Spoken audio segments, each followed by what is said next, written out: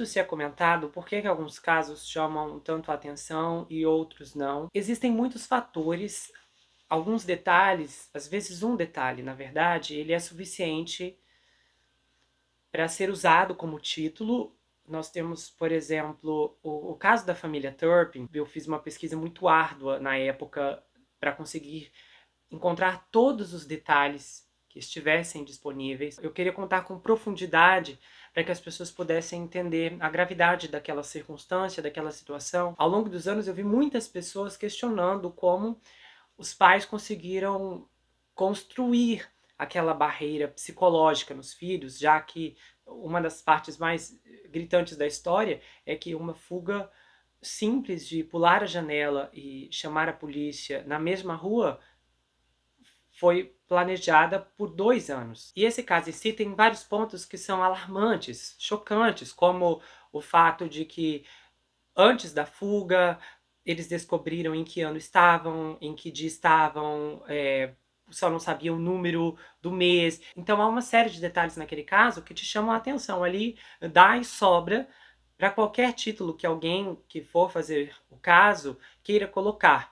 Mas a mídia apelidou de A Casa dos Horrores, que era o título que mais combina com esse contexto de tudo o que aconteceu. E esse título, basicamente, foi usado por quase todo mundo que fez vídeo, seja aqui no Brasil ou em qualquer lugar do mundo. E é como a mídia também se refere a essa história. Dos Turpin ficaram marcados pela Casa dos Horrores. E esse tipo de fixação com o título ajuda a impulsionar uma história, porque às vezes ele é nomeado por um detalhe muito gritante e esse detalhe fica mais consciente na cabeça das pessoas.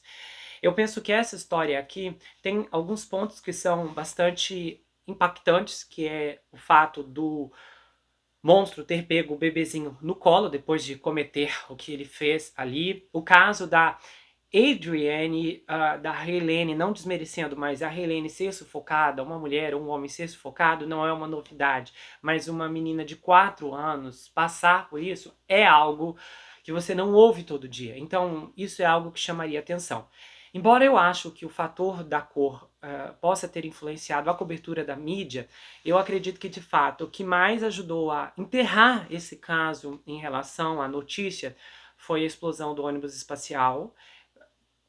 Isso é uma coisa chocante. Eu lembro que quando eu descobri que esse ônibus explodiu, quando eu vi o vídeo eu fiquei assim perplexo. Então eu imagino que a cobertura da imprensa na época deve ter sido assim desesperadora, como se o mundo estivesse acabando.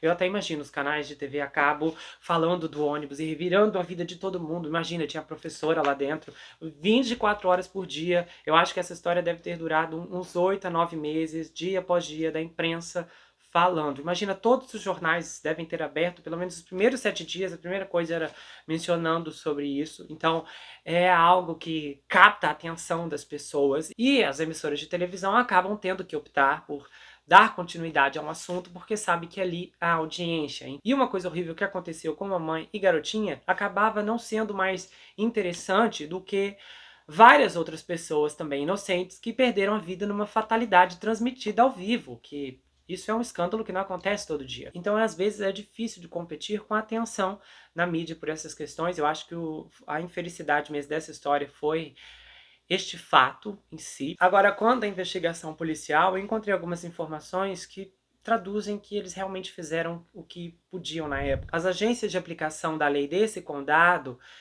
investigavam e investigam até hoje rigorosamente o punhado de homicídios que acontece a cada ano. E as autoridades foram e são amplamente bem-sucedidos. Cerca de 80% dos casos de homicídio desde 1980 foram resolvidos, bem acima da média nacional de 63%, de acordo com os dados do Departamento de Justiça coletados pelo Howard News. E não apenas isso, a taxa de qualidade na investigação das delegacias locais ali só melhorou ao decorrer dos anos. Ele estava em 78% na década de 80, e aí foi para 80% na década de 90 e subiu para 89% na última década. Isso contraria uma tendência nacional surpreendente.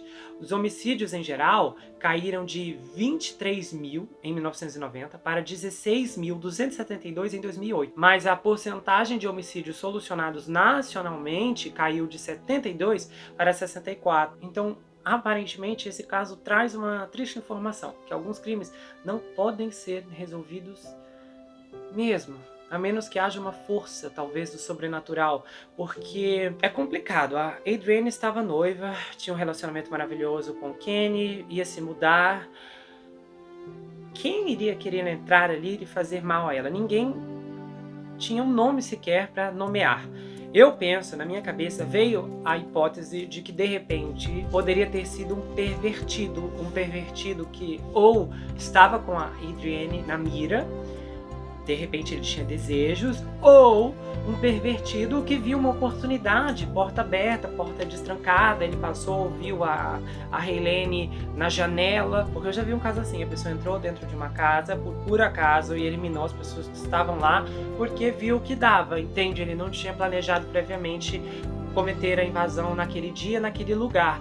Ele viu apenas uma oportunidade. Então eu penso que por não haver nenhum suspeito, por não ter alguém que realmente tivesse alguma coisa contra ela, o desconhecido é o que faz mais sentido, porque quando é alguém assim, você não precisa de justificativas, de motivos, ele só vai lá e faz. O mal é especialista em fazer o mal. E o mal não precisa de motivações, não precisa de explicações, ele não precisa ser impulsionado para fazer o que ele quiser. Se ele não tiver motivos, ele vai fazer mesmo assim. E o mal, muitas vezes, está em muitas pessoas que estão por aí, em qualquer lugar.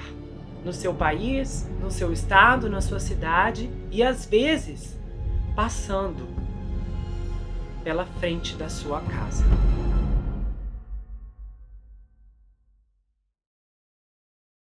Se você gostou desse vídeo, se inscreve no canal, ativa o sininho, compartilha, dá o seu like, passa esse vídeo pra frente. Se você quiser saber mais sobre mim, adquira meu livro Perfeito Estranho, já está disponível lá no meu site, você pode falar comigo pelo Instagram. Esse livro conta uma história bombástica de um rapaz chamado Jack Ruby, que se vê preso em uma terrível maldição hereditária, enquanto o serial killer está escondido em sua própria casa. O desconhecido está na sua casa, na sua vida, mas fora do seu reconhecimento. O livro vai autografado se você quiser, tem pôster exclusivo e também uma série de marcadores incríveis que, um ao lado do outro, formam um mapa da cidade de Manhattan. E, olha, o plot twist já começa aqui na capa, vê se você encontra. Você tá vendo? Não é engano, tem mesmo aqui, é só na capa. Se você olhar, você encontra. Você pode me seguir pelo Instagram, Gustavo N. Psicanalista. Eu tenho um canal de corte, onde as análises são recortadas e postadas por lá. E eu também tenho um grupo no Telegram, onde eu envio áudios exclusivos, bastidores, muita coisa bombástica que você só vai ouvir por lá, ok? A gente se vê no próximo caso. Não se esqueça que aqui você sempre vai ter um amigo. Até mais, pessoal!